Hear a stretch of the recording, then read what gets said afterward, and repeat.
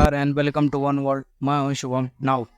उम्मीद है आपने इस वीडियो का थंबनेल देख ही लिया होगा। जैसा कि आपने देखा, ईरान ने अपनी सेना को पहले से ही अलर्ट कर दिया है। किसी भी वक्त फुल स्केल युद्ध के लिए तैयार रहने के लिए भी बोल दिया है। ईरान और इजराइल के बीच यह तनाव लगातार बढ़ता जा रहा है और किसी भी पल ये टकराव बड़े कदम में बदल सकते हैं। सुबह ही मैंने आपको बताया था कि इस पूरे मामले में इजराइल और अमेरिका ने एक बड़ा खेल खेला है। उनका मानना है कि ईरान फुल स्केल युद्ध की तरफ नहीं जाएगा, क्योंकि ईरान के सामने कई बड़ी चुनौतियां हैं। उनका आर्थिक हालात बहुत ख़राब है, आंतरिक राजनीति में भी उनके विवाद हैं और उनके सहयोगी देश जैसे रूस भी इस स्थिति में पूरी तरह से साथ नहीं दे सकते हैं।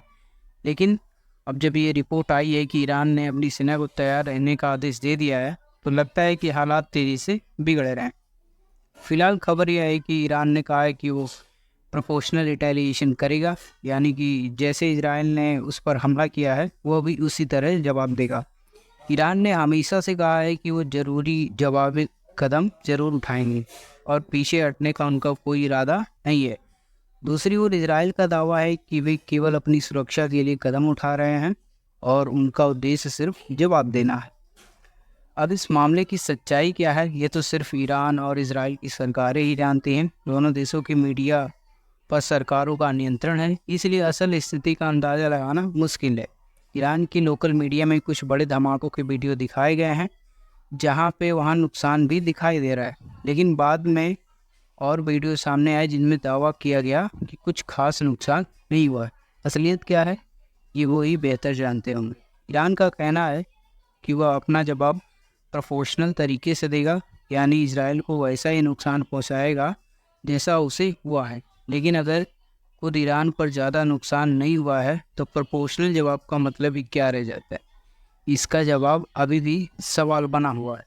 अमेरिका ने भी इस मामले में इजराइल का पूरा समर्थन किया है और स्पष्ट कह दिया है कि अगर ईरान ने इजराइल पर कोई हमला किया तो इसके गंभीर परिणाम हैं। यूएस ने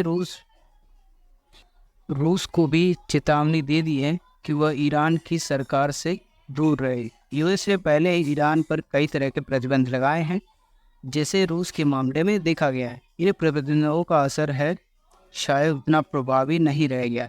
रूस ने इसी तरह के प्रतिबंधों का सामना किया और अपने व्यापार को जारी रखने के रास्ते खोजे। साथ ही यूएस के प्रेसिडेंट जो बाइडेन और डिफेंस सेक्रेटरी लॉर्ड ऑस्टिन ने इजराइल के डिफेंस मिनिस्टर योआव गैलेंट से बात की और भरोसा दिलाया कि यूएस का रॉक सॉलिड समर्थन इजराइल के साथ है। न्यूक्लियर साइट्स को छोड़कर इजराइल जो भी कदम उठाना चाहे, अमेरिका उसका समर्थन करेगा।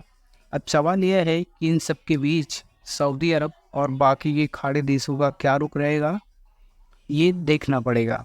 तो ये थी आज की पूरी अपडेट। उम्मीद आपको समझ